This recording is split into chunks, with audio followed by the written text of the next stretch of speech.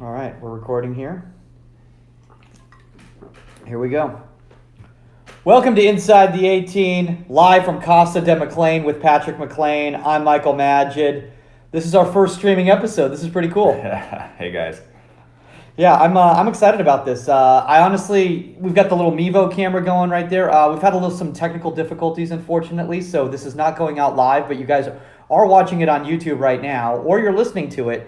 And trust me, we're going to get that worked out, and I think it's going to be pretty cool once we figure it out. Yeah, we're super excited. Yeah, I think it's nice that we've got all these different little options here. We've got scarves on the tables. We look very professional. We got the Inside the 18 Media one. By the way, I don't know if you guys know how Mevo works, but you actually can use it with your iPad or your iPhone. So I've been trying to figure out the camera angles right here on my own, and it's been quite the experience. I'm not going to lie. We're working it out. Yeah. We're figuring it out. One day in the very near future, you guys will be like, oh man, I remember when they started out and they were just doing it, with a banner in the back at Patrick's house, with some lights set up. And it looked like, oh my gosh, like, do these guys know what they're doing? And I said, no, we're just goalkeepers trying to figure it out on the fly. But I'm excited, man. I'm really excited about this next step because I feel like this is kind of the direction that all podcasting is going now, right? Yeah, totally. Yeah, I think it's one of those things where you just need to make sure that the audience gets to see how beautiful you look on camera too. and I'm talking about Patrick. I'm not talking about me because no one needs to see me on camera. Dude, literally what I'm wearing right now on camera, this is not what I planned on wearing. It's just that we're doing this in the morning, and I had my comedy show last night. For those of you guys listening who obviously know that I do comedy, shout out to everybody who's been to one of my stand-up comedy shows. So all three of you guys, congratulations. I love that. We did this early in the morning, and I had to hop out of bed, and I planned on wearing a camp shutout shirt to show Stan Anderson love and everything cool that they're doing over there. And instead, I'm wearing a shirt for a brand that is not a sponsor. So I'm not going to shout them out right now, but they could be a sponsor. Could be. Hey, you never know how this could work out. Guys, we have a really jam-packed episode for you guys today. We're going to be talking Ter Stegen, Neuer, like you wouldn't believe. Everybody is so excited about this controversy. Everyone's got a take on it, and what we wanted to do instead of just talking about it is we want to kind of break down the relationship and goalkeeper union etiquette between the one and the two, all that sort of thing. But the first thing I want to do is, again, stealing from the Cooligans, I want to show love to the people who show us love back. And remember, guys, keep rating, reviewing, and subscribing so that you get a shout-out on the show, too.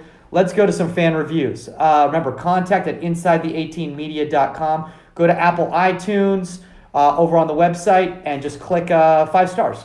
If you don't click 5 stars, I will hunt you down.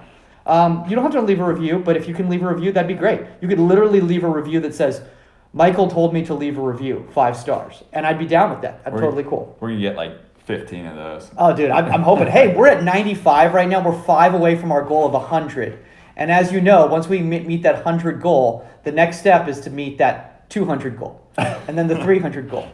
So there's a lot of incentive for you guys out there. No, actually, I think we're going to be giving out some prizes to people.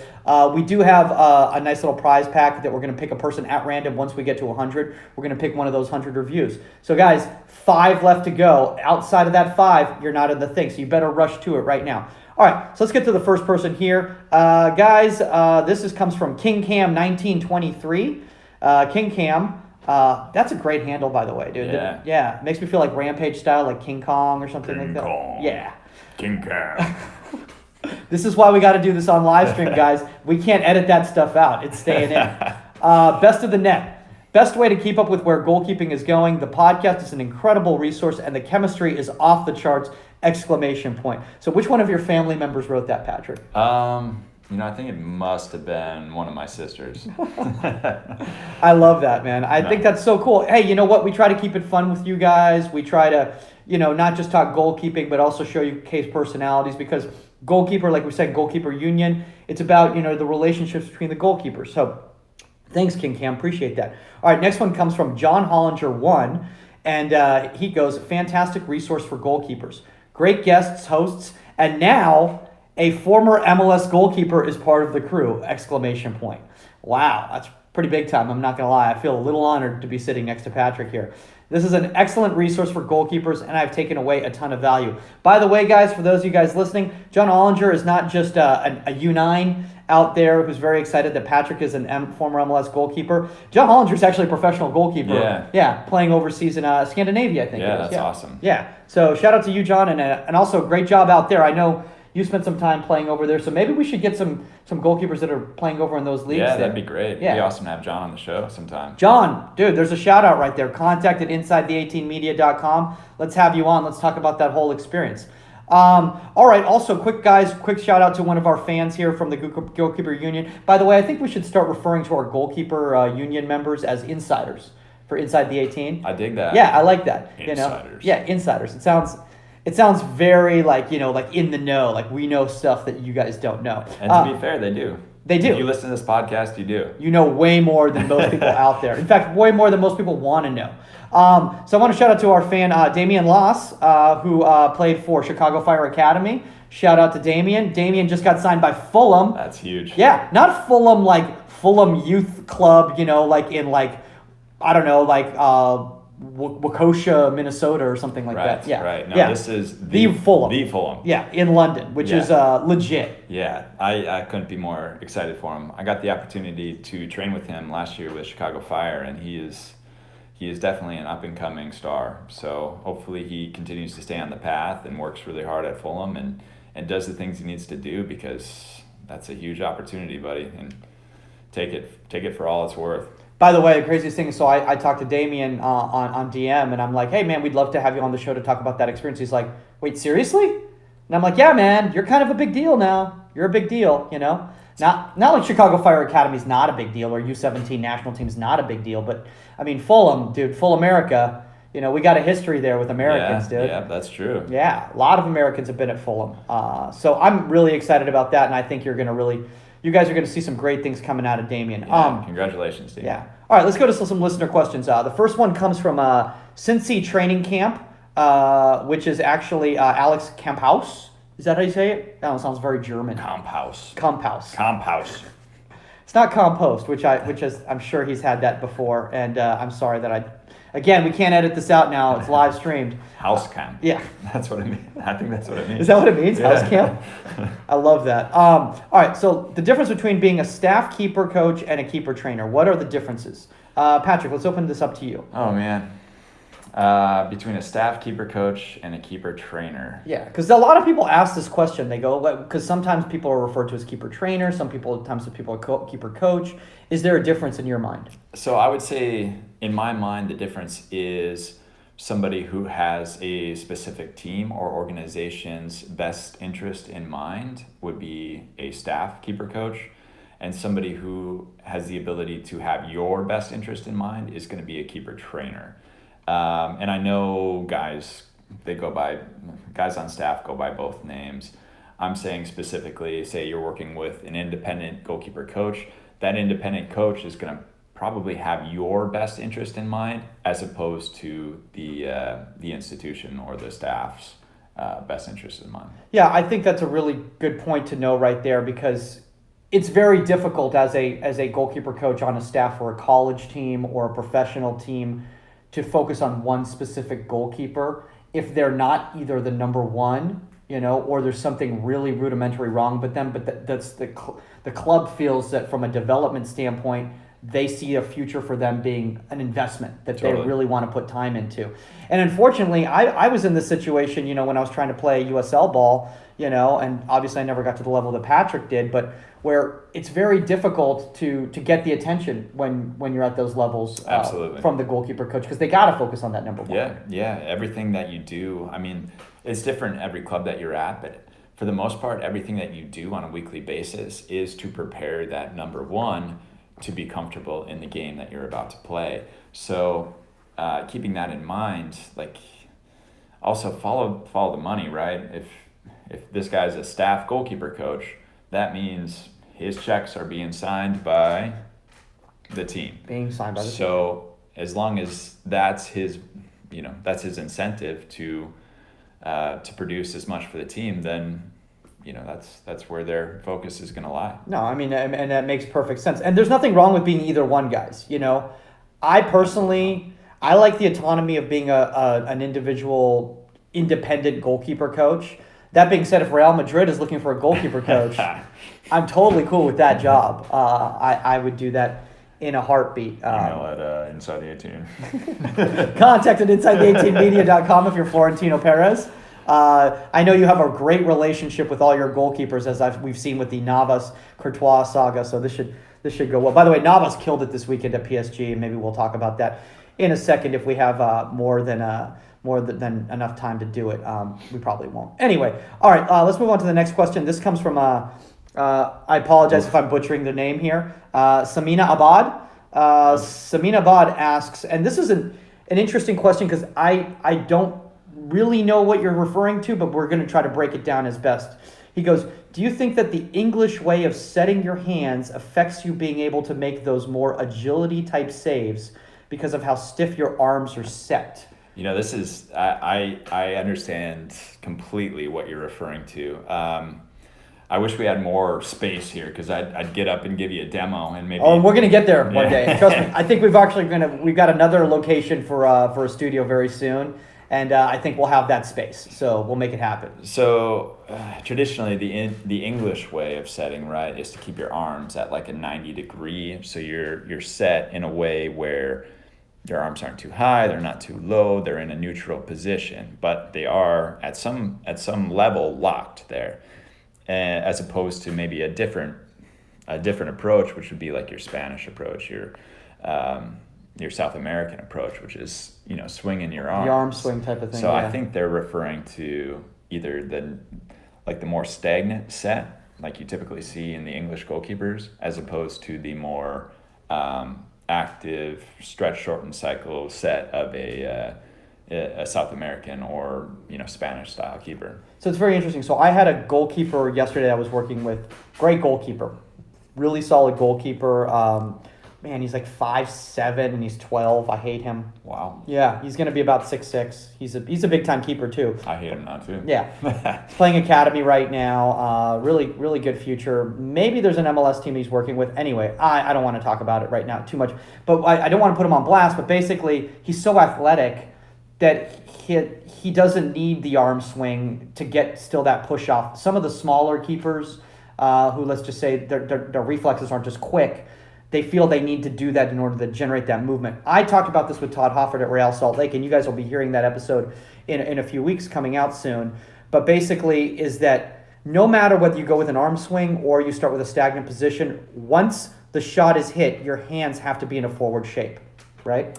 I 100% agree. I think I spent so much time analyzing this stuff as a youth too, because you think maybe it'll give me a fraction of a second of an edge on the shot, which is, as you goalkeepers know, is sometimes all it takes between you making the save and you not making the save. So what I landed on in my head and in my own play was kind of a hybrid, where I'm not dropping my arms all the way back where they're going behind, say, my hips, but I'm keeping a little bit of that swing to generate that power while still keeping them in a forward above, in front of my hips position, because ultimately as far forward as you catch the ball is as much cushioning as you're going to get when that ball comes in, and it's going to help you really absorb the impact. So that being said, I landed personally on a hybrid. Yeah. So, I mean, honestly, one of the things that I want Samina to hear is that, there's no right or wrong way. It's personal preference. I mean, and I talked about this with Todd again, is that, he'll train 3 different goalkeepers at the professional level, the MLS level, and they'll all have completely different set stances in regards to their hand shape and where their starting position is. And none of them are wrong or right.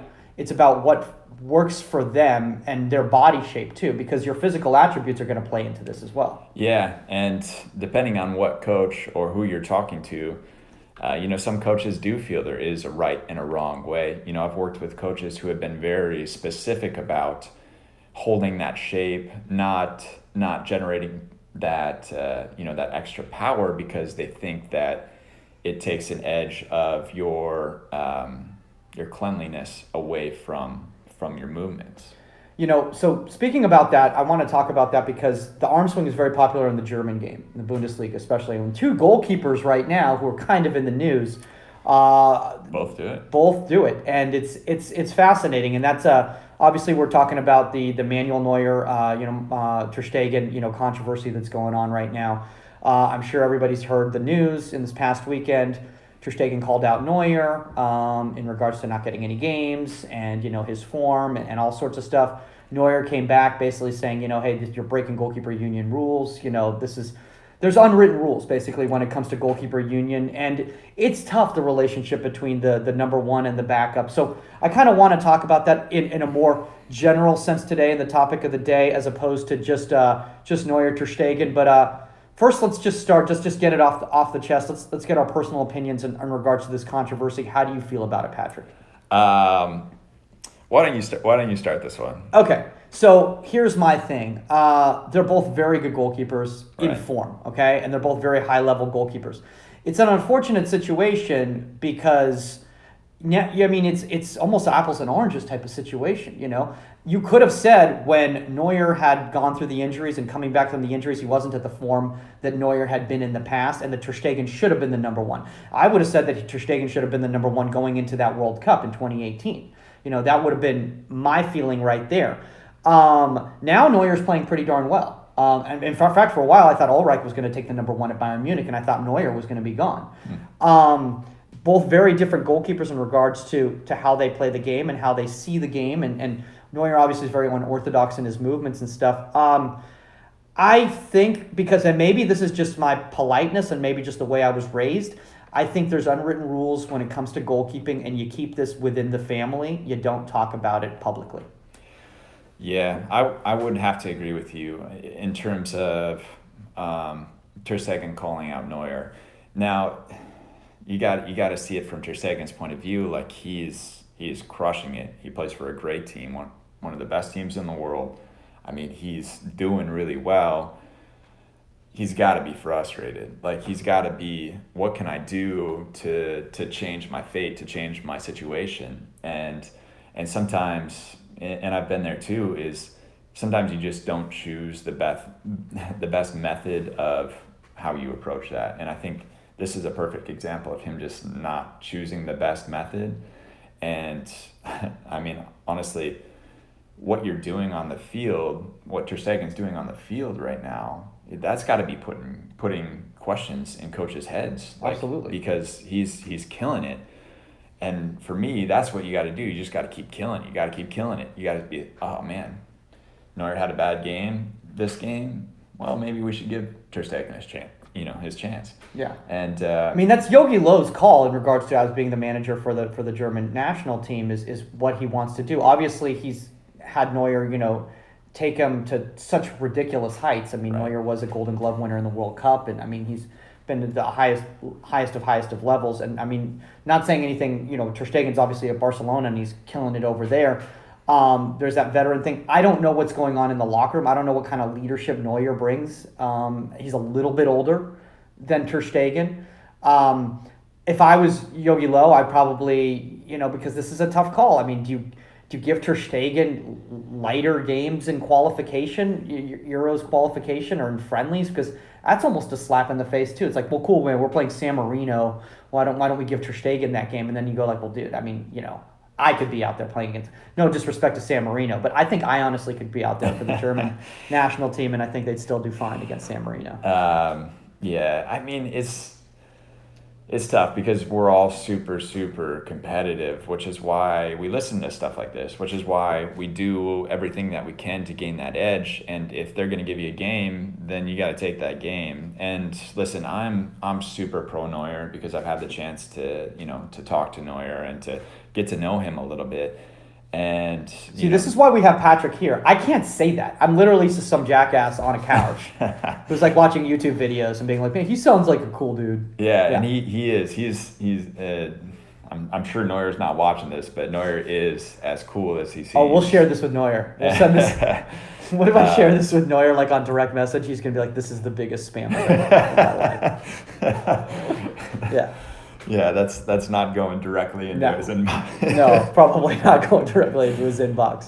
He's like, Adidas like contract or like Inside the 18 random podcast from the United States. I don't know about that. So. Yeah. He's he's as good, as down to earth as he seems, and not that has anything to do with his situation on the field, but Ter Stegen, like, he looks like the good guy in this scenario when he's playing well and the team's getting results.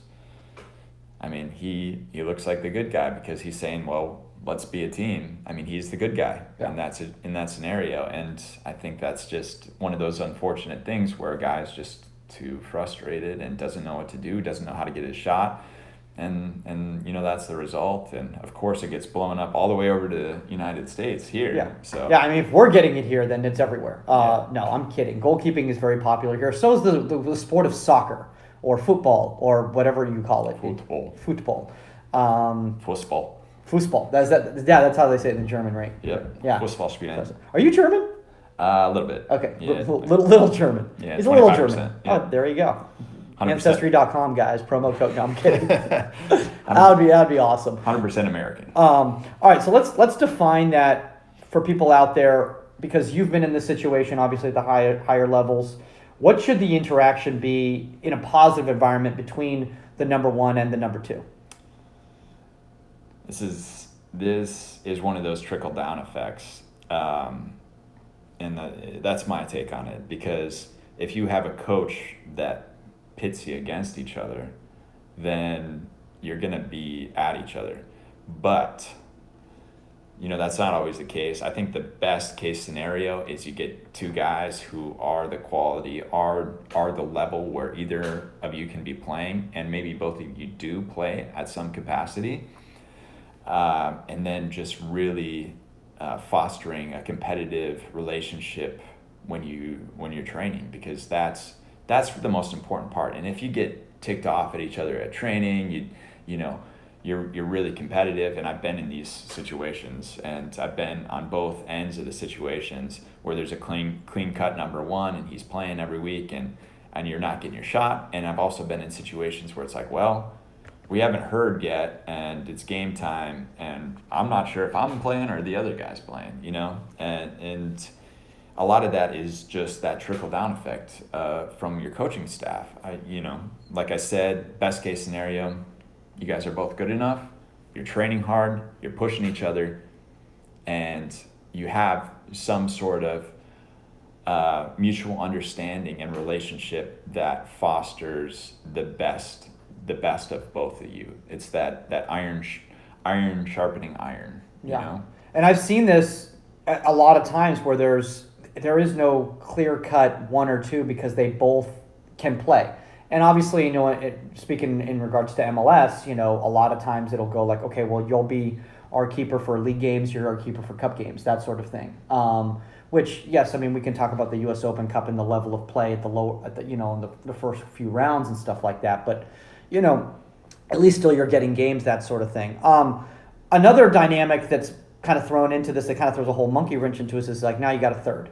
So now you got a third keeper, okay? And a lot of times when you're talking about a third keeper, you're either talking about a veteran who's like just happy to be there, just happy to be collecting a paycheck because they're kind of winding their career down and they're there for guidance or that sort of thing. Or you got like a 4-year-old. You got like some stud, 18, 19-year-old. I mean, maybe not 18, 19-year-old when you're talking about the MLS level, but let's say 23, 24-year-old who's licking their chops to become a big-time number one. And what's their say in this whole thing? Like, hey, shut up and just keep learning from us, or like what's the deal? Yeah. Okay. I mean, pretty much every situation that I've been in, proper keeper etiquette is to, if you're the number 3, just shut up and work hard and learn what you can from these guys, and maybe there's some opportunity that you get to play at some point. Maybe one of the 3 guys gets hurt in front of you. All of a sudden, there's a red card. Now you're in. I mean, I've been in that situation. So you just never know. And all you can do, and what I keep coming back to, your controllables are you can work hard, you You can do the right things in training. And if you're a young guy, use that youth, man. Like, use that youth for all it's worth. Get games with, if you're in the MLS, get games with the USL team. Really try to build that resume, because ultimately the resume that you have on the field is what's going to dictate your opportunities. Even if you're grinding and you're crushing it in training every day, it's really, really, really important that you get games, because that's the toughest part, is the number 3, is to get games. And some coaches are more apt to allow you that developmental side of your game where you can go on loan. And different clubs, it's different because there's more opportunity, but I think that's crucial. Yeah, I mean, one great thing obviously with MLS is, a lot of MLS teams have the MLS2s, so you can go play for an MLS2, and if they don't have an MLS2, they have a good relationship with a lot of USL, either championship or one sides. And then sometimes, if you're young enough, you can still play with the youth setup too. So there's nothing wrong with that. I want to say that in my career, I've been a solid number 5. I'm a great number 5 because I'm never complaining. I'm just happy to be there. I pick up a lot of cones, a lot of balls, always have the bags with me. Very solid in that number 5 position, where basically whenever else is training and they're like, we're doing finishing drills, they're like, oh, who's that dude who's not getting paid, who's just here for some reason? Let's throw that guy in. Cannon fire. Yeah, I'm the cannon fire guy. I love doing that. It's a lot of fun for me. I get a workout. It's like not having to go to the gym. All right, so let's talk about, should there always be a clear-cut number 1? Because a lot of people, times, first off, I want to let a lot of people know out there, if you're a goalkeeper, it's not up to the goalkeeper coach. So stop bothering the goalkeeper coach, because they're not going to tell you, because the straight up thing is that it's not their call, it's the manager's call. And sometimes the manager really doesn't know a lot about goalkeeping, and they'll take the advice of the goalkeeper coach, but ultimately it comes down to the system of play that they're going and their gut feeling, right? Yeah, that's 100%. I really don't even need to add anything to that, because that's just how it is. And there's very, very few clubs where the goalkeeper coach has that sort of authority. Yeah. I mean, unless the goalkeeper coach is also the head coach, which is, I mean, it happens every once in a while. I mean, you'll have a guy who'll train, all right, it doesn't happen very often. I mean, maybe, look, it's like small schools and small, at the levels that I play at, it happens a lot where they don't want to pay for those extra paychecks. All right, so what I want to do right now is, because we were talking about it in regards to the Ter Stegen Neuer situation, Patrick, have you ever seen anything like this from you in a personal standpoint? Guys, and how did people react to it, basically? So on a personal standpoint,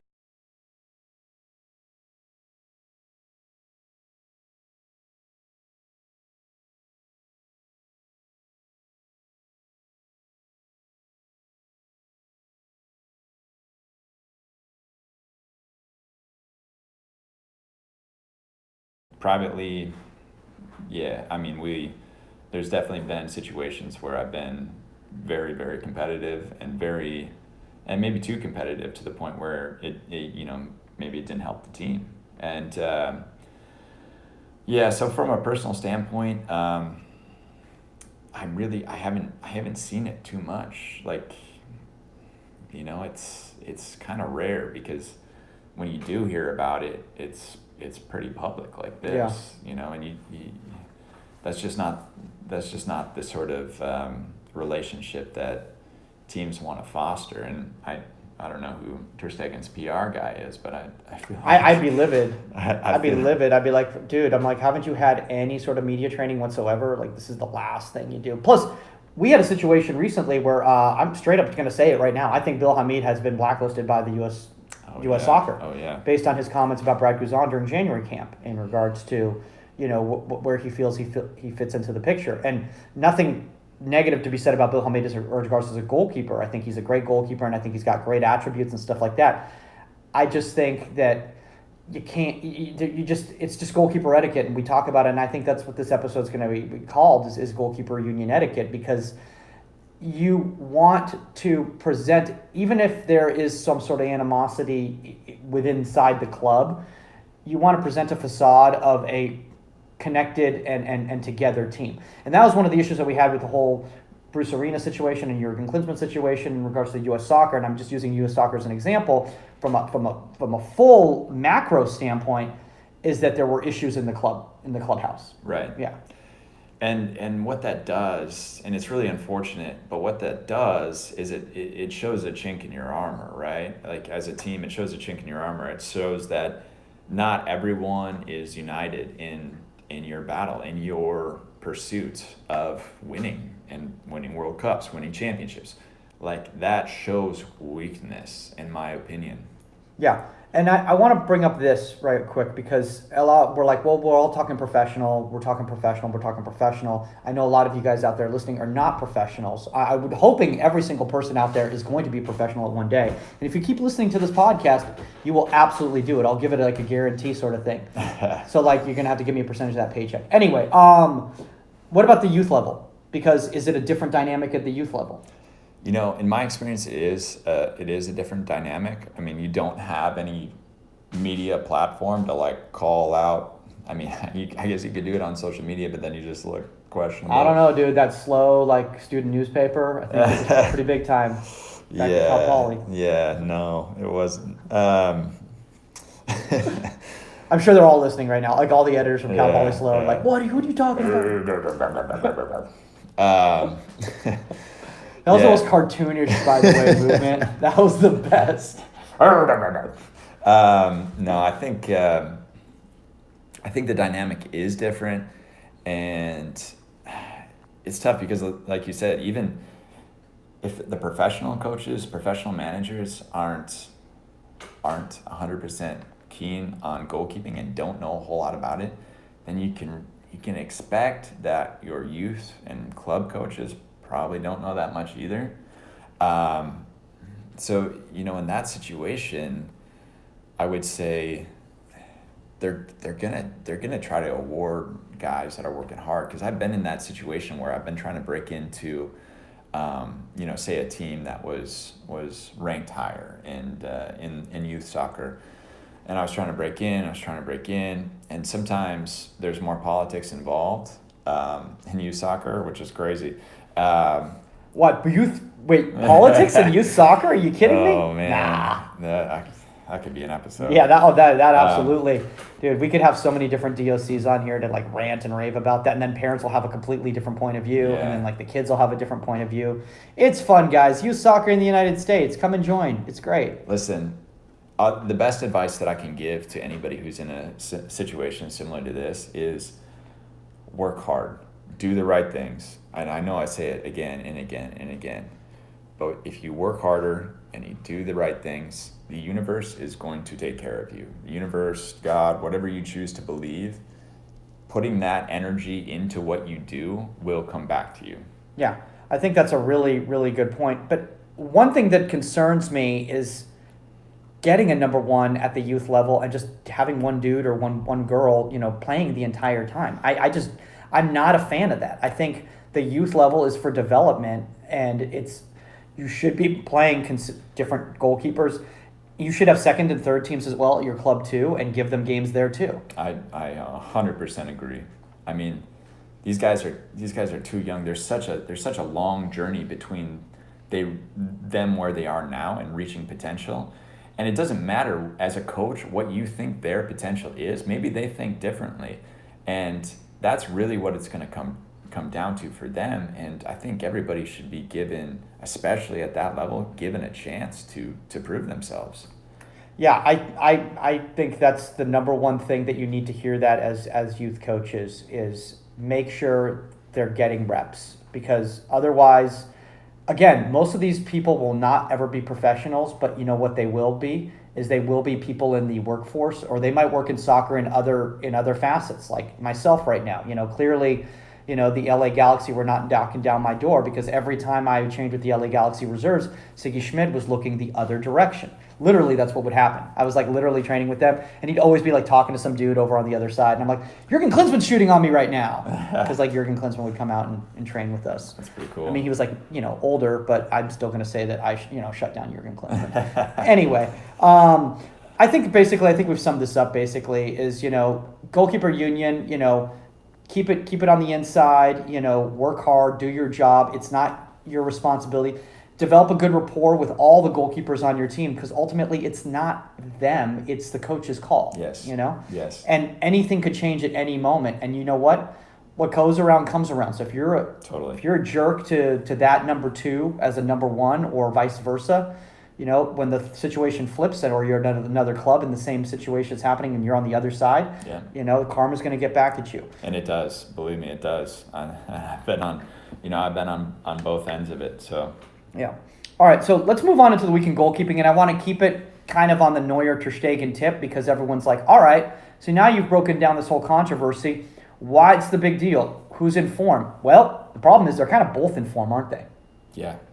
They're both doing really well. I mean, it's tough. Like I said earlier, you just got to keep putting those questions in your coach's head, because you're crushing it. Neuer's crushing it. The thing is, Neuer's older, and he's been doing it longer, and he's had a lot of success. Yeah. Makes sense. Yeah. I mean, so let's start with what's fresh right now, and that's yesterday's game, the Champions League game, Barcelona versus Borussia Dortmund. By the way, it's so weird because Christian Pulisic's not at Dortmund anymore, but I'm still a Dortmund fan because he was there for so many years that I became a fan of Dortmund. I know all these players now and stuff like that. I'm like, oh look, Achraf Hakimi and all my friends, Mahmoud Daoud and all of them are out there. Julian Brandt, yada yada. It's almost like cheering for the underdog in a sense, because although Dortmund is just steamrolling like 90% of the teams, they always get against Bayern Munich, and it's always like, hey, are they going to do it this time? Are they going to take down the Bayern Giants? And then we're going to talk about this later, but RB Leipzig is now in the conversation too, which I know some people hate in regards to the way that they've moved up the levels in the Bundesliga up to kind of being an elite status. But hey, you know what? When you haven't, energy drink money, I think anything's possible. So let's break down Ter Stegen first in this Dortmund game. 0-0 result, as we all know. A lot of that had to come down to Ter Stegen. According to ESPN FC, and I'm going to quote them right here just because I thought they did a great job of breaking this down, Ter Stegen got a 9 rating. Obviously, let's break it down. First, I want to start with the 23rd minute. The first save on Royce from the through ball by Hazard. And no, I'm not talking about Eden Hazard. I'm talking about Torgan Hazard, his brother.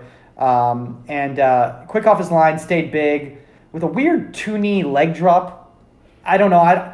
The modern goalkeeping is fascinating in regards to the contortionist shapes that people take. Yeah, I mean, that's kind of the standard, and if you know this or don't know this, like the 5-point, it's just a version of the 5-point goalkeeping stance, and as he closes that down, he just leaves his feet to increase, the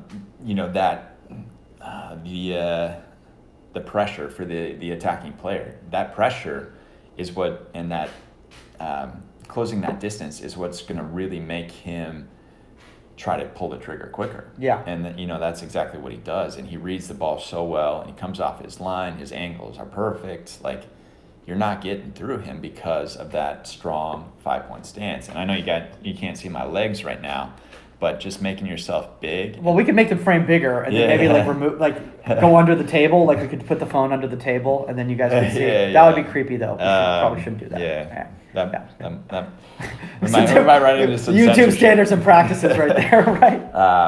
But he drops that knee so that he doesn't slip it between the legs. I mean, that's being taught a lot more frequently now. Yeah. It looks uncomfortable to me, maybe just because I'm just unfamiliar with the movement myself personally. What I love about you, Patrick, is you're actually visually experiencing the action while you're talking about it, like when you've been in that situation before. And all I can go is a 7-a-side soccer right now and be like, when I was in that situation in a 7-a-side soccer match, men's league. No, I mean, it's really well played because he's got to pull that trigger quickly. He could try to take it around Ter Stegen, but Ter Stegen's got a pretty good angle on that too. So if he takes it around and he goes wider, then it's going to give his defense more of a chance to get back. So he's really rushing him to either pull the trigger, or you're just not going to get anything out of it, really. So I think Ter Stegen is really growing in the way that he's reading the game and his adjustments. He's so fast off his line right there. So fast really off his quick. line. Really quick. And it was really great to see. let's move on. I want to talk about the PK save because a lot of people say, when it comes to PK saves, oh, it's guessing right. Yes, you can guess the right direction, but there's also, man, because Marco Reus. So basically, what happens is Jadon Sancho goes down. Semedo kind of takes him down deep on the line. Jadon Sancho, man, that kid is such a beast. It's ridiculous. It's crazy to see. It's so funny because he's like one of those guys, and I know this is a goalkeeping show, but Barcelona must be watching him and be like, how did we miss out on this dude? I mean, can't we buy anybody? How did we not get him from City on a loan deal? Anyway, so Marco Reus pulls up, and he goes, okay, well now, dude, I know your number. I mean, come on, from training sessions with the German national team, I know exactly what you're going to do right here. Right. And Ter Stegen guesses right. Bottom right corner with power by Reus, and he opens his shoulders and throws his body in front of the post. And then he's able to react to recover for that second save, which in my opinion, that's the next level. Yeah.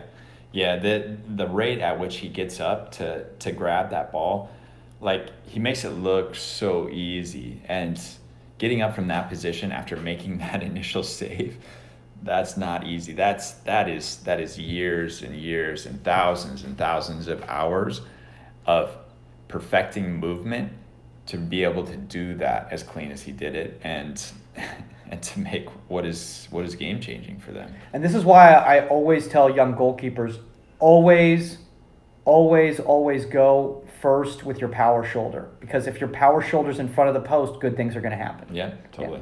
Yeah, even if your body goes in a weird shape and stuff like that, man, he hammered that ball. So the fact that he was able to get that much momentum to parry was just great. All right, now let's talk about the Julian Brandt shot from outside the box off the crossbar. A lot of people say, trolls out there, if you want to keep telling me that Ter Stegen should have had that, I mean, look, dude, that was a bullet with movement from outside off the crossbar.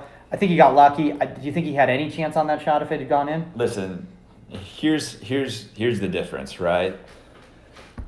I'm trying to hold it in. I could tell.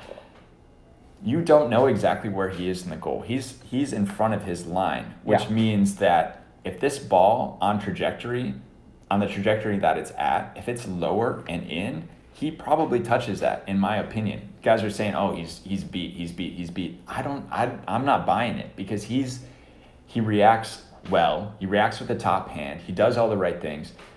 And I think if that ball is on frame where the trajectory is taking it underneath the crossbar on that sort of shot, he's in the right spot and he touches that ball and it goes off the crossbar. And also, why does he need to save that if it's off the crossbar? He doesn't need to save it. Like, what? Yeah, no, you're right. It's not in the goal. No, you're right. You're right. And it is one of those interesting things where everybody on the internet just keeps complaining about stuff that didn't even actually negatively affect the game. Like, that ball didn't go in. So maybe his positioning allowed for that ball to have to be hit high enough so that it did hit the crossbar. Yeah, I mean, listen, you can speculate all day. The ball didn't go in the net. Yeah. And then I think in the end, that's kind of how it is. That's why I always tell everybody when I'm like completely out of position and the ball hits the frame, off the crossbar or the post or anything like that, I go, hey, you know what? I just did it mentally. It was like mental imagery and like telepathy, and that's how I was able to push the ball onto the post. We call that using the force. Yes, that's what we do as goalkeepers a lot. Let's talk about the double save in the 77th. Close range inside the 6, again, a block save. Rebounds back to Reus, again, same result. This is both by Marco Reus, by the way. He must have literally just thought, I can't score on Ter Stegen today. First shot, block save, boom, close range. Rebounds back. Now, the problem was with Reus, I think he reacted too quickly and placed the ball basically in the same type of bubble area right there, too. Which, again, we talk about this, and I did it with my youth keepers yesterday. If it's in your bubble, you should have it. Yeah, and I think what also played into this, and a lot of people don't think about this, is him making that save and making himself bigger. That's got to be in the back of Reus's head. Like, oh, man, I got to do something special to beat this guy. And the more you get the offense, the striker thinking, the better it is for you, because the more he's got to think, the less he's going to focus on scoring the goal, which, perfect. Hey, another perfect example of him closing down the space, making himself big, doing the right things, and really covering that bubble. And oh man, I mean, you're in the striker's head at that point, and that's what I saw from me watching it. From what, from my point of view, my experience is he's thinking, I got to do something special with this, when really he doesn't, and sometimes that's the difference. Yeah. And I think, when you've got that confidence as a goalkeeper, it really does get in the striker's head, I think, personally. Totally. All right, let's move on to the Neuer game. I want to talk about, there was a big game this weekend. I was talking about RB Leipzig now becoming kind of a force in the Bundesliga. I think they're actually in first place right now in the Bundesliga, which I don't think that's ever happened before in the Bundesliga. And I'm sure some stat person out there is going to be like, I don't know, actually, RB Leipzig was in first place last year at, the fourth week or whatever. Anyway, okay, I'm sorry about that, okay? We're goalkeepers, we've been hit in the head a lot of times. There's only so much we can say. This is true. Yeah. So let's talk about this game first. First off, Manuel Neuer did have a good game, but Peter Galassi, or Galassi, I never can know how to pronounce that, Hungarian dude, who I've been a big fan of even since he was a youth keeper at Liverpool, had an unreal game. So first off, let's start off kind of breaking this game down. And I want to talk about, first goal, Robert Lewandowski, absolutely no chance because it's Robert Lewandowski. And if you get him inside the box, he's going to finish it. And there's literally nothing you can do about that. Yeah, really not too much to say. Yeah. But then the fun begins because Emil Forsberg penalty, there's nothing Neuer can do about that. And but then that's when all the goals stopped because both goalkeepers were just on fire. So let's break this down right here. I want to address the PK real quick. Sure. And guys, you see these top level guys, right? Now pay attention to how often they go the wrong direction. Like, it's not very often. And that's because they're doing their homework. They're reading the body language of the player. They're reading their run up. They're reading their hips. Like, they're giving themselves the best chance to make this play. And Neuer goes the right way, and he's at full stretch, and this still goes in. That's when you just shake the striker's hand, because there's if it's placed and with power, and you just physically, there's nothing you can do about it from such a close distance. It is what it is. Like Patrick was saying, by the way, I love the fact that you're like, they usually go the right direction, because it just makes me think how bad I am at PKs, because I never go the right direction. I think I've saved like 3 or 4 PKs in my whole life, and every single time, I think I can remember them all vividly, because they're such a big deal. One happened last year. I think 2 happened last year. I had 2 PK saves last year. Yeah, pretty big time. One moves on to the finals of the playoffs. Yeah. Guys, competitive men's league. You can't get any better than that. All right.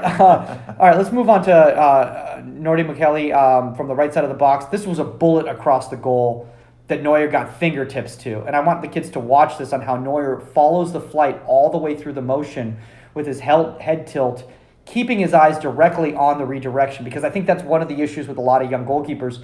Once they make contact, especially with shots at pace, is they kind of feel like that's it. They don't actually follow through with the whole motion, and Neuer does. Yeah, guys, and this is why training your eyes is just as important as training your body. I mean that full-heartedly, because you don't think that Neuer is doing a bunch of hand-eye coordination stuff, because the reason that stuff is so effective is a guy like Neuer, who's 33 now. He should be tempering his actual on the field wear and tear, hitting the ground, that sort of thing. But what he can do is he can keep his eyes and his mind sharp. And this is a perfect example of him doing the right things in that regard, and making a great save, because he's able to follow the ball that much better. Yeah. And it's that, guys, it doesn't have to be a big type of thing. And I don't know if the camera caught that. I really hope it did, because that's what I look like when I do it. It was special. It's just a slight movement, just an angled movement. So it's just a slight tuck, just to make sure that you're following all the way through, and they can make the biggest difference completely in those situations. So let's move on. I kind of want to talk about this, the 60th minute, okay? This is the Manuel Neuer that we know and love, the unorthodox Manuel Neuer, but it's the reactionary Manuel Neuer that sometimes you just got to improvise, you know? And Marcel Sabitzer from the 60th, he's outside the box. The ball's got, for lack of a better term, junk on it. Yeah. Is the way they like to say it, how the kids will say it properly. This weird shoulder swat away as the ball swerves direct at him. I think it's because the ball was moving and it was going away from him, and then it started veering inside and he just had to react. Yeah. I 100% agree with that. I mean, these situations are so much harder than they look, and you would not believe how many goalkeepers that ball beats like crazy because they're not used to having to react to this sort of dip and swerve and drop. One of the things that's so great about Neuer is, even though it doesn't look good, like that's an entertaining save for me. Like, and never underestimate the entertainment value of all this. But he's able to make that save, and that's enough. That's enough to get a result for his team. Like that's he did what he had to do. And granted, if that ball drops to, you know, an oncoming forward, maybe we're having a little bit different discussion of, oh, well, could he have redirected it out of bounds? Could he have done this? Sometimes you can't. Sometimes you just can't, and it's out of your control. And you do the best you can, and you make the play. Sometimes that's enough, and unfortunately, sometimes it's not. You know. I'm not gonna lie. I've had that ball beat me before, and it's one of those things where the team looks at you and they go like, dude, what the, but I'm like, dude, you have no idea because it's all happening almost in slow motion to you. You're like, oh, what? Yeah. And that's why those guys are paid that money, to be able to hit those kind of balls. Totally.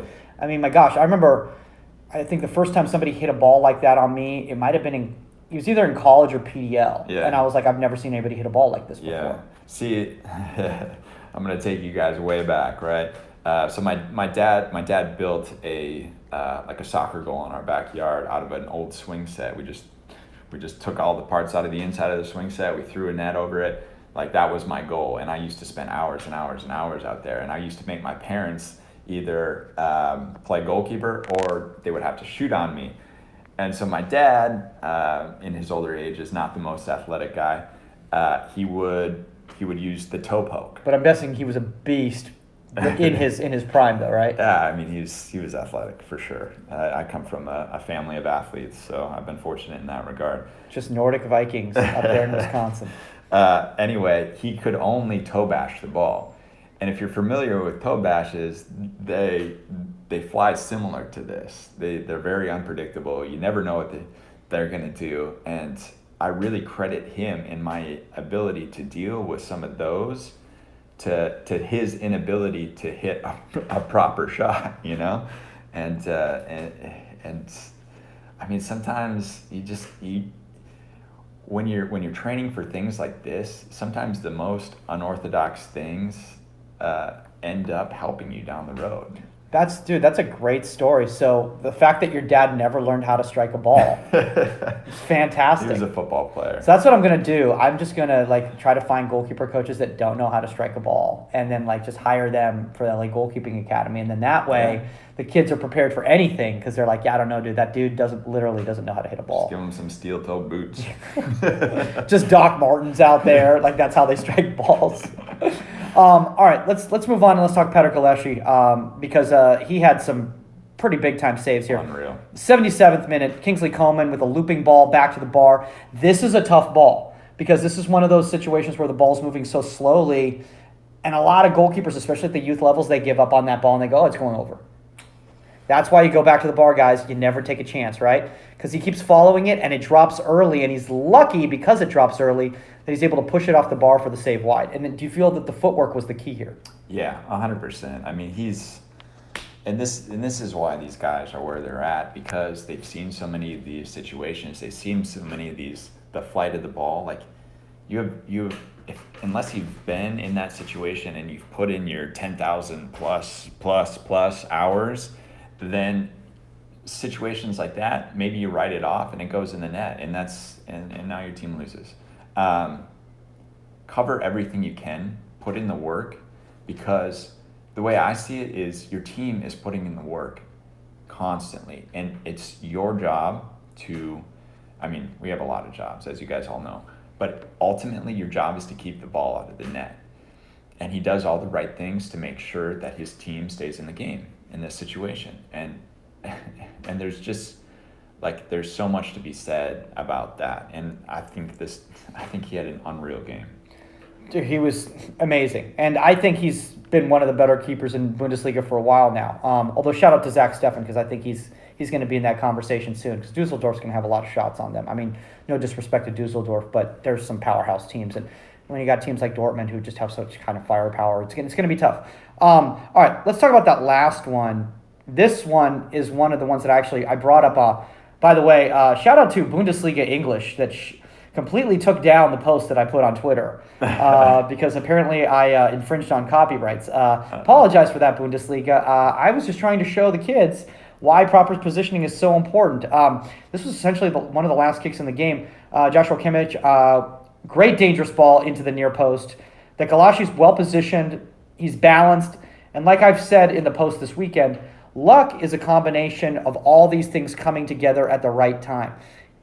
You could say he was lucky, or you could say that because of his positioning and because of his shape, the ball rebounds off him and it goes wide.